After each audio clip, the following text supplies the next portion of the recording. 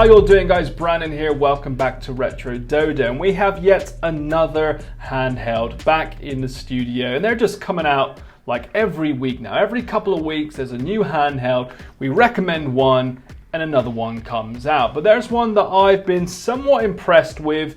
There is some flaws with this because it is very expensive for what it does. This is the Powkiddy RGB10. You're probably wondering, Powkiddy? Of all handhelds for us to recommend? Yes and no. Now, this is for a very specific audience. I think it's targeted to those that don't want to mess around with any ROMs or any kind of settings to change. It's basically a pick up and play straight out of the box. Now here it is. It's basically a quad-core 1.5 gigahertz CPU inside with 1 gigabytes of RAM. It sounds familiar because that's exactly what the Odroid Go Advance has, meaning it could probably play everything up to N64 and even Dreamcast, and I can confirm that is true. Now, the unboxing experience is nothing special. They do give you a couple of new analog stick covers, which is quite nice, even though it's not yellow. And this is the design of the handheld. And as you can probably tell, it's much like the Powkiddy Q90 that we reviewed months ago. It has a 3.5-inch IPS display with a resolution of 480 by 320, so it's quite good for Game Boy Advance games. And I can confirm it's quite a crispy, colorful display. And as you can tell, look, ripping off hard kernel straight out of the box. Now let's go around the external of this handheld. Now, it's not a great looking device in my honest opinion. The plastic shell used is quite cheap, but they've added this nice kind of matte finish to it with some kind of texture which makes it feel quite high end, but it's not, I can assure you on that. As you can see, the display here is very, very bright. Viewing angles are really, really good, and it's generally quite a nice display, and it's nice size, and it's got very small bezels. You got the D-pad, which is quite nice, and you got the analog stick down here, which in all honesty I don't like because it uses the old style analog stick, not the Nintendo Switch analog stick that we see on the RG350M and the Retroid Pocket 2. But if you can live with that, fair play. I know for sure that this is a very, very cheap analog stick. So that's why they've added in rubber caps, just to make it look a bit more valuable, basically. And the ABXY buttons are quite small as well. So some of you with big hands might struggle with this. But it does come with 4 shoulder buttons, a USB-C port, your SD card slot, and a headphone jack. You've got the volume on and off, and the reset button, and no volume wheel or controls, which is a bit disappointing. You have the speaker grill down here and your USB port for controllers or adding in files via USB. So in terms of like looks wise, it's definitely going for that Nintendo Switch Lite vibe, which I kind of dig, but I know that the shell and some of the plastic used is quite cheap. And that's its only downfall, really, is the build quality and the way it looks. And you know, I know a lot of you out there do like the way this looks, so fair play, this might be right up your street. In terms of gameplay, it can handle a lot. It can even handle some Dreamcast games as well. Not at silky smooth frame rates, even some PSP starts to struggle, but it's 100% playable. So let's jump into some gameplay from PSP to PlayStation to Game Boy Advance and N64. So sit back, relax, and enjoy a few snippets of gameplay. A bit rusty at the start, but it seemed to have pulled itself together.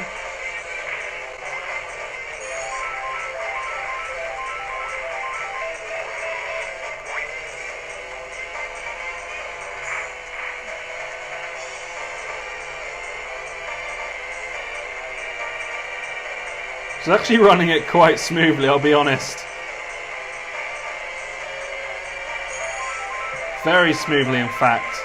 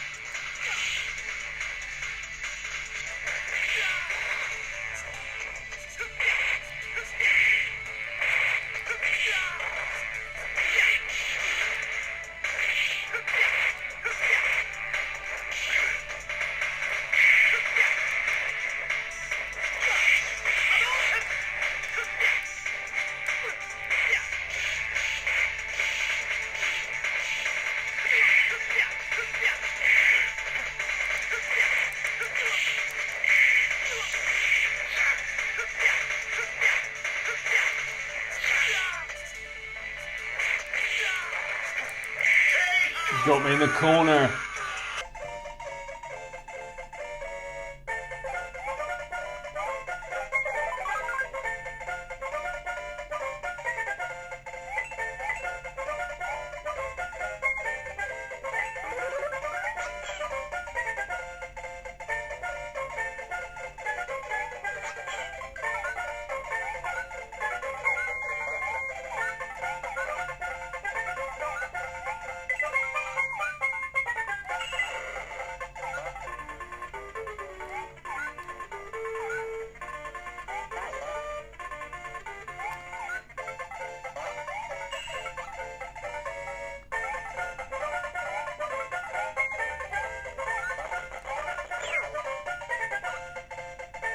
Yoshi!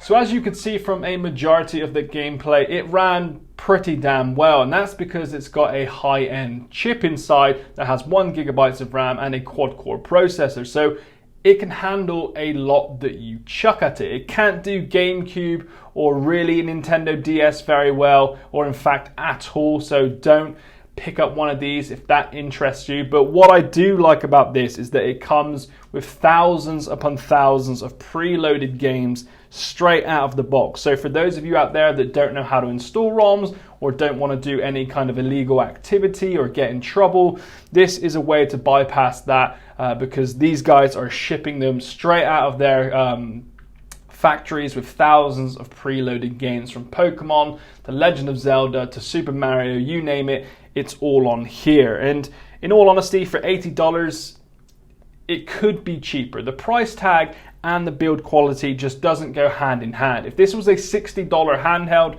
I'd be rating it extremely high because it would be an affordable handheld. But because it's ranked up there with $80 handhelds like the Retroid Pocket 2 and the upcoming RG351P, it's hard to recommend because they have such better build quality and just as powerful chips inside. This is for someone that you want to give it to that doesn't understand all of that emulation nonsense. Perhaps it's a child, a teenager, or a new friend in the retro gaming community, because this comes straight out of the box with a ton of games. You turn it on, it's got Emulec installed. It's just easy. It's just an easy handheld, and I think that's what Powkiddy wants to do, and they've done it extremely well with the RGB10 here. So overall, I'm somewhat impressed. It's quite nice to have powerful games and powerful emulators on such a small, slimline, pocket-sized device.